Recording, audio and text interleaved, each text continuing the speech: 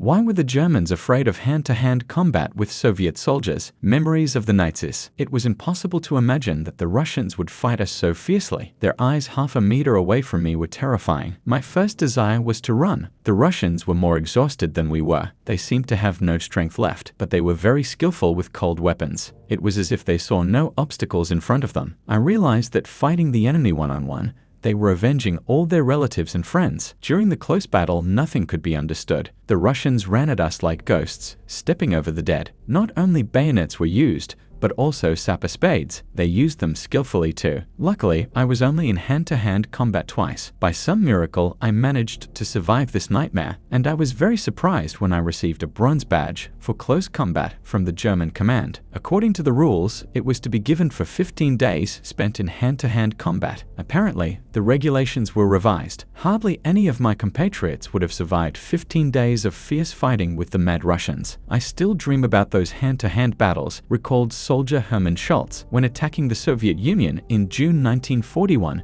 both the highest ranks and every soldier of the Nazi army were sure that they would win in a matter of months. Well-prepared and equipped 154 German divisions were thrown against the Soviet state. Of these, about 100 were infantry divisions. All Wehrmacht soldiers were well-trained, had strength, endurance, and quick reaction, excelled in the use of firearms. Their rifles were equipped with bayonets, but the German soldiers could not have imagined that they would have to engage in hand-to-hand combat with angry Russians. Those who survived had nightmares about these battles. We had passed Europe and naively thought we would pass the Soviet Union the same way. The power of the German Reich miscalculated. No one took into account that the enemy in the person of the Russian is something completely unknown. The strategy developed by the Wehrmacht commanders-in-chief against the Soviets crashed against the Russian character and frenzy. It might as well have been plans to invade Mars, recalled Hauptmann Karl Mattis. Many historians write that the Soviet Union was completely unprepared for war. There are facts that confirm these hypotheses, but there is also other information. 3 years before the treacherous attack of Nazi Germany,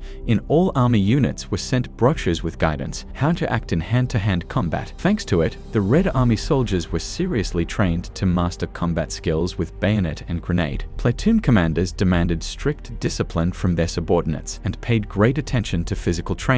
As a result, by the summer of 1941, any soldier could stand up for himself in battle and apply all the techniques of hand-to-hand combat. It cannot be said that the Germans were not trained in this military art. They were also thoroughly trained in close combat, but what they were certainly not prepared for was the hatred of the Russian soldiers, thanks to which their forces increased, and they'd fought to the last. The fiercest hand-to-hand fighting was in Stalingrad. The Nazis were confident that they would take the strategically important city in a matter of days, but they miscalculated. The Red Army stood to the death, fiercely fought for every street and every house. Artillery fire was stopped as any shell could hit a German unit. It was possible to fight only hand-to-hand. We occupied several shops of the Stalingrad tractor factory. In front of us was the coveted Volga. That's where we wanted to go, and if we had managed to cross the river, the advantage would have been on our side. But the Russian soldiers wouldn't let us. Their infantrymen turned into some indomitable devils and fought to their last breath. The fighting was going on in the shops of the factory. Red Army with bayonets, like enraged lions, rushed at the enemy. But the most terrible thing was when a Russian took a sapper shovel in his hands. There was no doubt he was defending his homeland and would stop at nothing.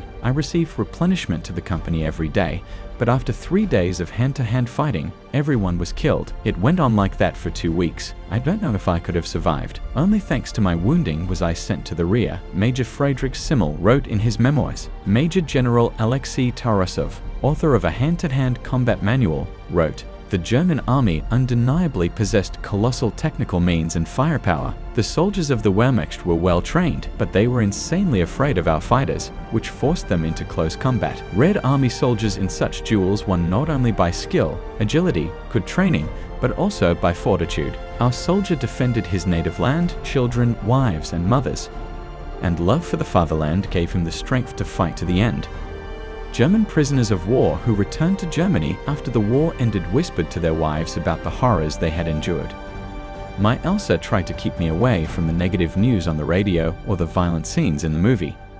But to her worries I always replied, "Honey, nothing can scare me anymore.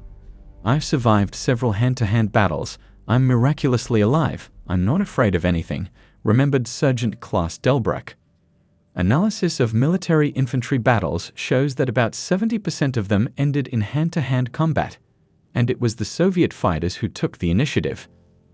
A rifle shot and destruction of the German, who died at a distance of 200 meters, was not perceived by the Russian soldier as an act of revenge. But the fear and terror in the eyes of the enemy, which could be seen in hand-to-hand combat, gave full satisfaction. Before the battle, we necessarily received the prescribed ration of alcohol. It was hoped that alcohol would help to cope with fear.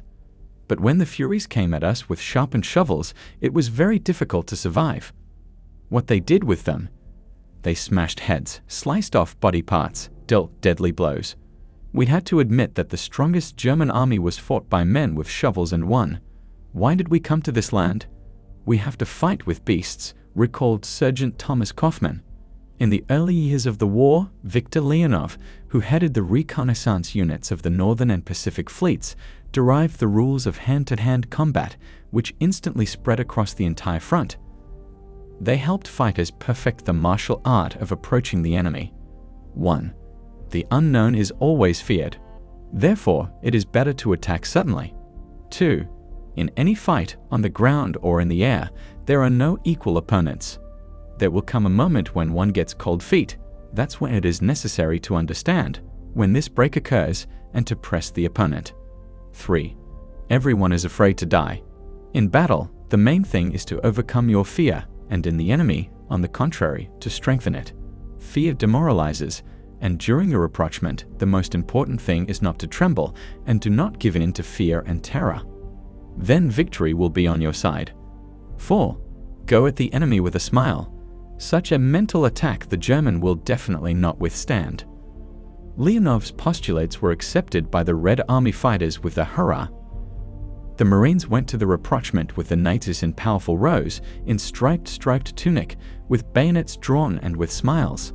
Even the staunchest and best-trained Wehrmacht soldiers turned to flight from such a picture. The first months of the war we occupied towns and villages quite easily. Our military training, equipment, provision of the rear were at a disproportionately higher level than in the Red Army. It was even incomprehensible. Why did these Russians resist? It was absolutely clear that the outcome was predetermined. But having been in hand-to-hand fights, having faced them in close combat, I realized they cannot be broken. They do not recognize our strength, and even mortally wounded, trying to do damage to the enemy. It's as if they have no fear. Only the desire to win at all costs. Fighting them is like fighting an avalanche that is moving towards you at an intimidating speed. Fear and terror, which makes my whole body go rigid. These are the main feelings I have when approaching Russian infantrymen, recalled Manfred Nolken, a Wehrmacht soldier.